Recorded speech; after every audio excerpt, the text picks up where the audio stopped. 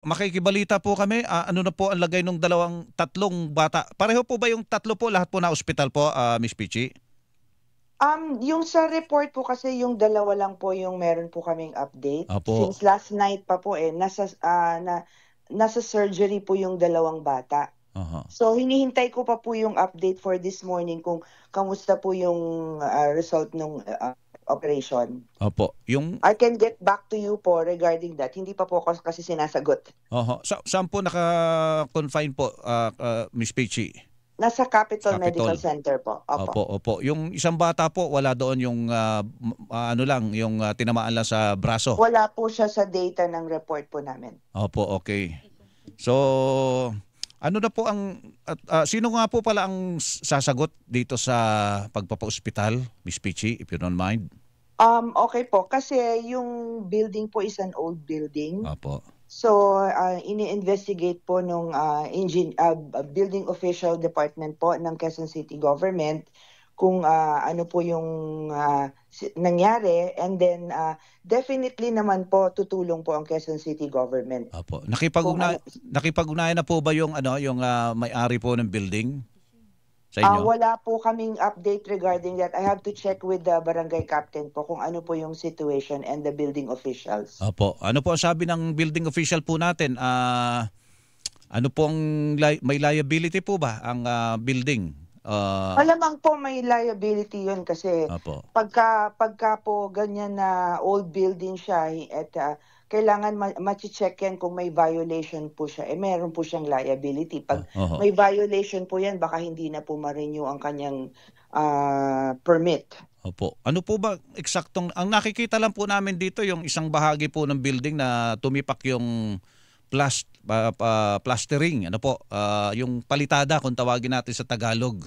Opo. So, hindi po naman ito kinukumpuni, talagang bumigay lang po yung bahagi na yun, Miss Peachy? Yeah, may mga situations po ganyan siguro sa weather, sa Opo. heat, sa coldness ng weather, kaya siguro yung pagdikit niya hindi masyadong kaya ini-investigate po ng building official. Opo. So kung meron talagang violation, definitely mape-penalize po sila. Mga tinatawag natin na wear and tear condition ng isang gusali na katulad po niyan.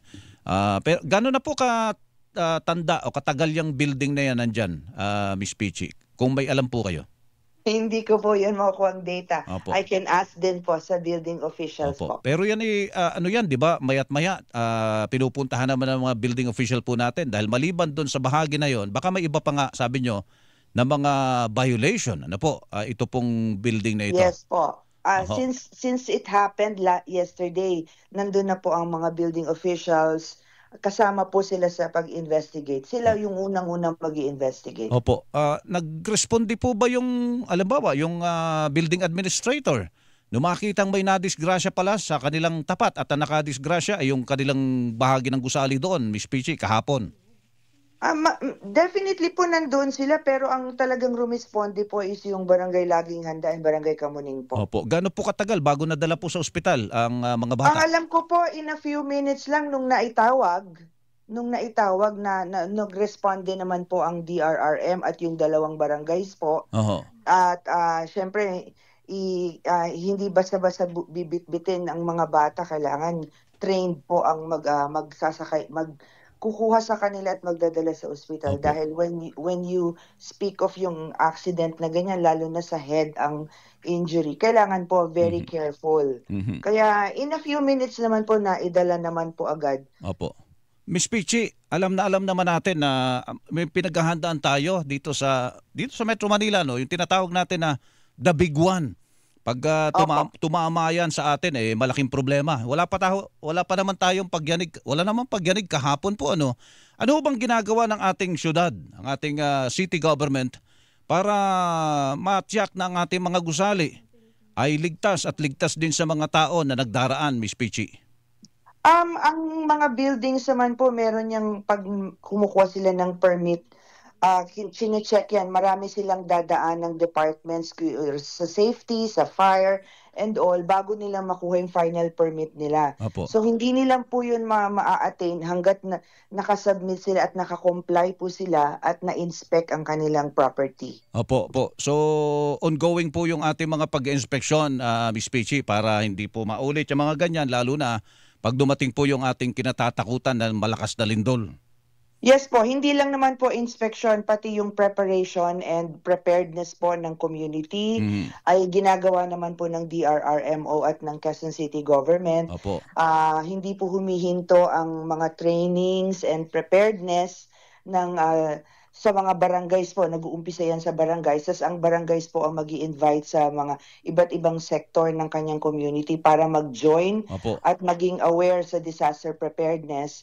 At ang LGU po ng QC ay sumasali po sa simultaneous na earthquake drill po ng national government, which is quarterly nangyayari, at kasama po ang mga barangays dyan. Ginagawa po namin yan. Opo. Sige po, Ms. Peachy, sana po wag na po maulit ito. Naku, mga bata pa naman to, nag-aaral pa lang, mga musmus pa. Opo, 12 years old po silang dalawa. Opo, yung isa po, ilang taon po yung isa? Yun nga po, wala po akong data dyan. Kahapon po yun tinatanong. Opo. Ang data po namin, yung dalawa lang po Opo, sige po. Ms. Peachy, salamat po sa ibinigay niyong pagkakataon sa amin. Magandang umaga po sa inyo. Thank you po. Opo, Ms. Peachy De Leon, spokesperson ng Quezon City DRRMO.